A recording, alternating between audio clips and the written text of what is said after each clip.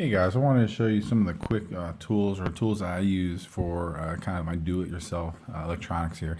And one of the big things I want to point out is there's just not a big startup cost to be able to start doing some of these electronics. None of these tools cost more than $30, and then there's some very basic tools. But what I also want to point out is you want to get value out of your tools. So the first one that I'm going to talk about is your basic voltmeter, multimeter DMM, digital multimeter. And this is the one where you don't need a Fluke, the $300 series in order to do what you need to do. But at the same time, you shouldn't be skimping out and just using the $9 one that you see at Harbor Freight.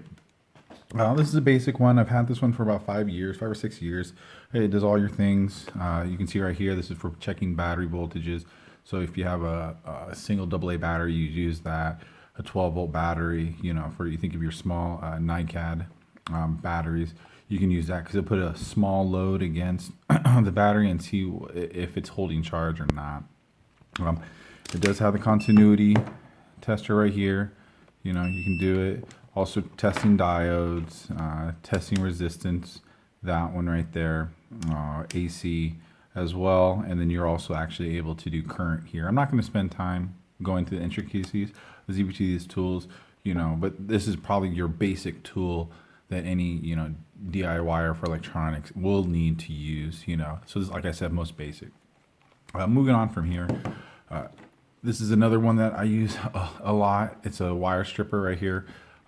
It's much easier to use than the old school ones where you put the wires in between here, you squeeze and you strip. Those are just not very fun, not very easy to use. They're cheap. Once again, you can get them from Harbor Freight for a few dollars. Like I said, this one was about $30. It also has a crimping tool right here, which I don't use. I'll use it in a pinch. This one can take a wide variety of gauges of wire. And I really love this guy. I've been using it for about 2 or 3 years now. And I really enjoy it. All right. Kind of moving on.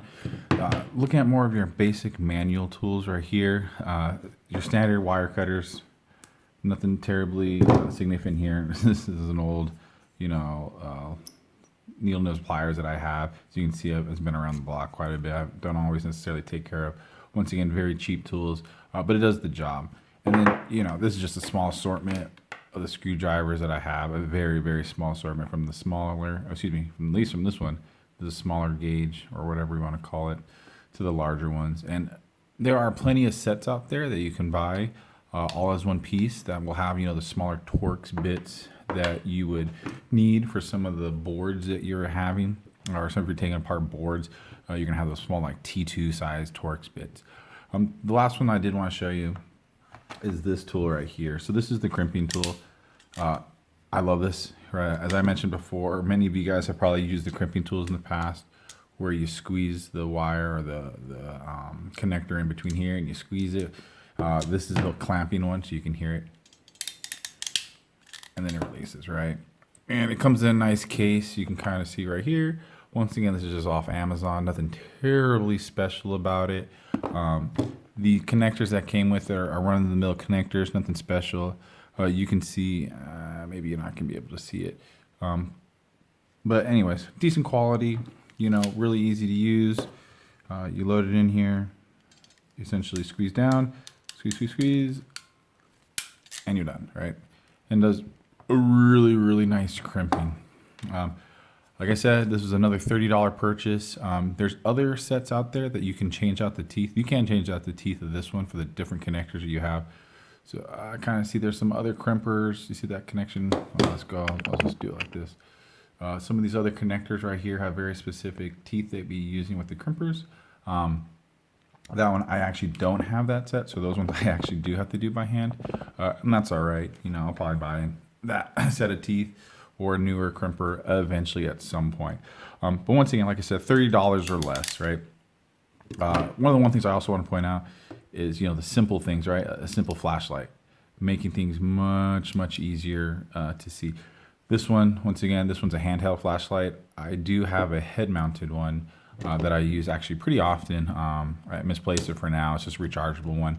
But once again, right, this is, $1.99 flashlight, really cheap. You can get it anywhere. But like I said, I've kind of moved up and use the head mounting one just from the ease of being able to have my hands.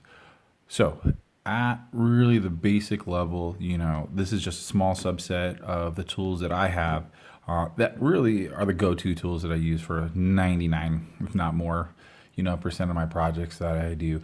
As you can see, I don't have any electrical tape here. I try and avoid using it as much as possible. Try and stick with shrink wrap. I do have another case like this for shrink wrap somewhere else, but not too important to show off. You guys know what I'm talking about.